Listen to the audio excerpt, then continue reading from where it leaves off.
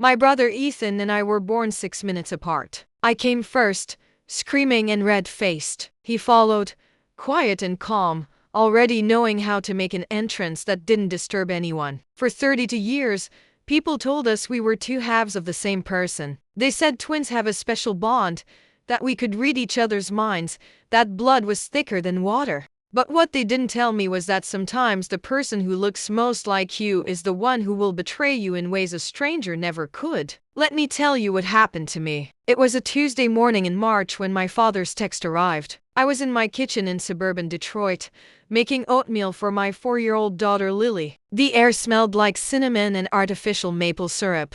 Lily was humming a song from her preschool, swinging her legs under the table, completely unaware that the world was about to tilt sideways. My phone buzzed on the counter. I wiped my hands on a dish towel and picked it up. The message from my father, Robert, was short and cold. Call me immediately. Ethan needs help. This is your responsibility. No hello. No how are you and Lily. Just a demand wrapped in a threat. I stared at the screen, my stomach tightening into a familiar knot. I knew that tone. It was the same tone he'd used when I was 16 and Ethan crashed a family car. The same tone when Ethan dropped out of college after one semester and I was expected to talk sense into him. The same tone when Ethan lost his job and needed rent money. I called him back. He answered on the first ring. Emma, your brother is in serious trouble. What kind of trouble? I asked, already bracing myself. He owes people money. A lot of money. Gambling debts. If he doesn't pay by Friday, they're going to hurt him, or worse. I closed my eyes. Of course it was gambling. Ethan had always been drawn to shortcuts, to the thrill of something for nothing. How much does he owe? $63,000. The number hit me like a slap. I leaned against the kitchen counter, my hand gripping the edge until my knuckles went white. Dad, I don't have that kind of money. You have savings. You have the money your grandmother left you. You're doing fine financially. Ethan needs you. I'm a single mother, I said, my voice shaking. That money is for Lily's future, for emergencies, for her college fund. This is an emergency. Your brother could die, Emma. Are you really going to let that happen because you're too selfish to help family? Selfish. The word landed exactly where he intended it to. I had heard it 1,000 times growing up.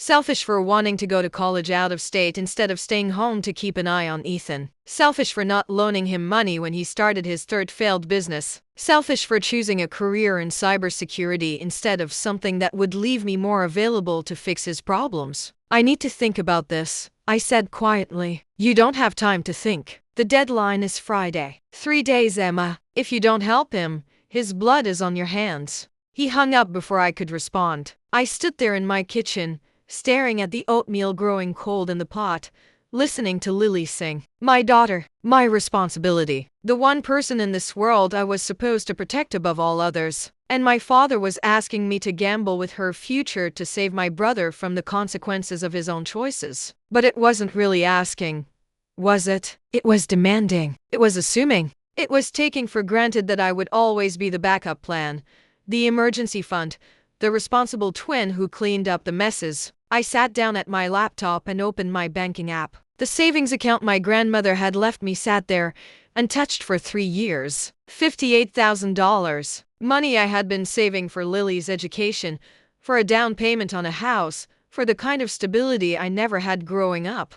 Then I opened a new tab and searched for something I had bookmarked months ago but never seriously considered. Remote cybersecurity positions in Europe. Specifically, a senior analyst role in Amsterdam with a tech company that sponsored work visas. The salary was nearly double what I made now. The benefits included housing assistance and international school tuition for dependents. I had ignored it because of guilt. Because leaving felt like abandoning my father. Because Ethan always needed something. Because being the responsible twin meant staying in place while everyone else fell apart around me. But as I stared at that job posting, something inside me shifted. This wasn't about running away. This was about running towards something better. For me. For Lily. I clicked apply now and spent the next 2 hours uploading my resume, writing a cover letter, and answering their preliminary questions. When I hit submit, my hands were trembling. Not from fear, from something that felt dangerously close to hope. My phone rang. It was Ethan. I almost didn't answer,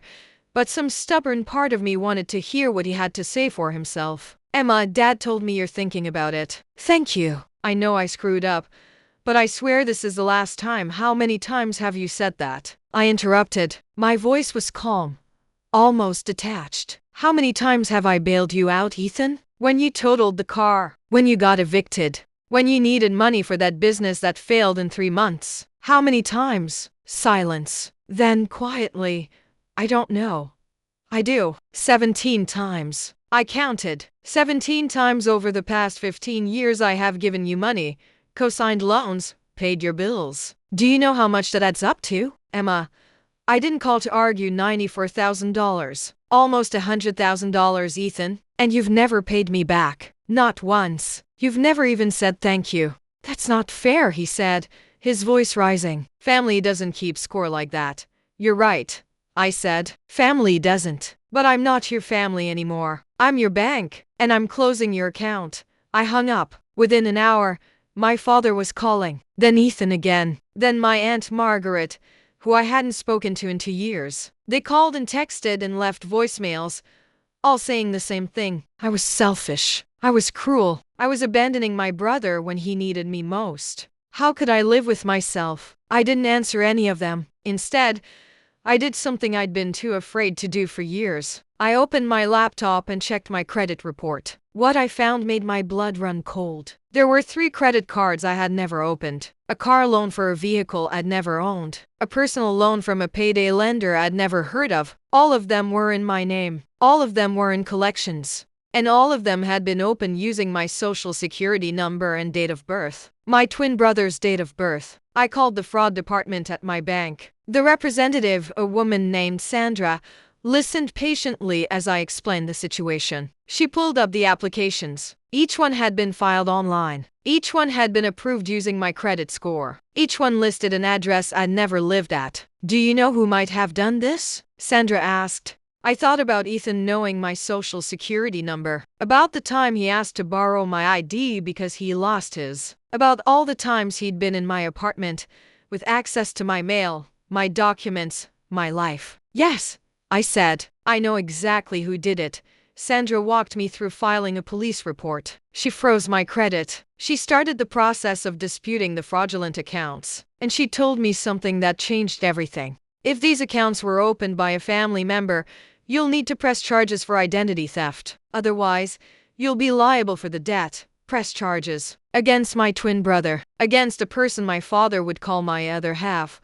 I looked at Lily, who was coloring at the kitchen table, completely oblivious to the fact that her uncle had stolen her mother's identity to fund his gambling addiction. I looked at the savings account that was supposed to be her future. I looked at the job posting in Amsterdam still open on my laptop, and I made a decision that I knew would make me the villain in my family's story. I filed the police report. I named Ethan specifically. I provided dates, amounts, evidence. I documented every loan I'd given him that he never repaid. I printed out text messages where he asked for my personal information just in case of an emergency. I built a case that was airtight and devastating. Then I booked 2 one-way tickets to Amsterdam for the following week. The job offer came through faster than I expected. The company was desperate for someone with my qualifications. They expedited the visa process. Within 5 days, I had work authorization, a relocation package, and an apartment waiting for us near a highly rated international school. I didn't tell my father or Ethan. I packed our essentials, shipped the rest, and put our apartment up for sublease. I changed my phone number. I created new email addresses. I locked down every social media account and made them private. The morning we left, I received one final text from my father. He'd gotten my new number from somewhere, probably my aunt. If you leave, you're not my daughter anymore. You're choosing yourself over your brother. That's not what family does. I read it sitting in the departure lounge at Detroit Metro Airport. Lily was asleep in my lap, her small hand clutching her favorite stuffed rabbit. I looked at her peaceful face and thought about all the times I'd chosen Ethan over her future. All the times I'd chosen guilt over her security. All the times I'd let my father's version of family loyalty drain the resources that belonged to her. I typed back one sentence. I'm choosing my daughter over your son. That's exactly what a mother does. Then I blocked his number and powered off my phone. The flight to Amsterdam was long and exhausting. Lily woke up confused. I told her we were going on an adventure to a place with canals and bicycles. She asked if Uncle Ethan and Grandpa were coming. I said no, that it would be just us for a while. She smiled and said, "Good, I like when it's just us." We landed on a gray March morning. The air smelled of wet cobblestones and fresh bread. Our apartment was small but bright, on the third floor with a view of a canal. It felt like a fresh start. I found out later, from a former coworker who still spoke to me, that Ethan had been arrested 2 weeks after I left. The gambling debts had been the least of his problems. He'd been running a small-scale identity theft ring, using family members' information to open fraudulent accounts. My father had tried to protect him by paying off some of the debts, but the criminal charges stuck. My father tried to blame me. He told everyone I had abandoned my brother, that I was the reason Ethan was in jail. He said if I had just helped when he asked, none of this would have happened. Some people believed him. Some people stopped talking to me, stopped following me online, wrote me off as the selfish daughter who left her family in their time of need. But I didn't need their approval anymore. I didn't need to be the responsible twin, the emergency fund, the one who sacrificed everything to keep other people comfortable. I had Lily. I had a career that valued my skills. I had an apartment overlooking a canal where no one knew my history or expected me to fix problems that weren't mine. 3 months after we arrived, I received a letter from Ethan. It had been forwarded through my old address, redirected twice, and somehow found me. Inside was a single page handwritten. "I'm sorry. I know that doesn't mean much now. I know what I did was wrong. I've been in therapy in here, and my counselor says I need to take responsibility for my choices instead of expecting you to fix everything. Dad says I should be angry at you for leaving, but I'm not. I'm angry at myself for making you feel like you had to. I don't expect you to forgive me. I don't even expect you to write back. I just wanted you to know that you were right. I did use you. I did take advantage. And I'm sorry it took me losing you to finally see it. I hope you and Lily are safe. I hope you're happy. You deserve to be happy." I read the letter 3 times. Then I folded it and put it in a drawer. I didn't write back. Maybe someday I would. Maybe someday I'd be ready to have a relationship with my brother again.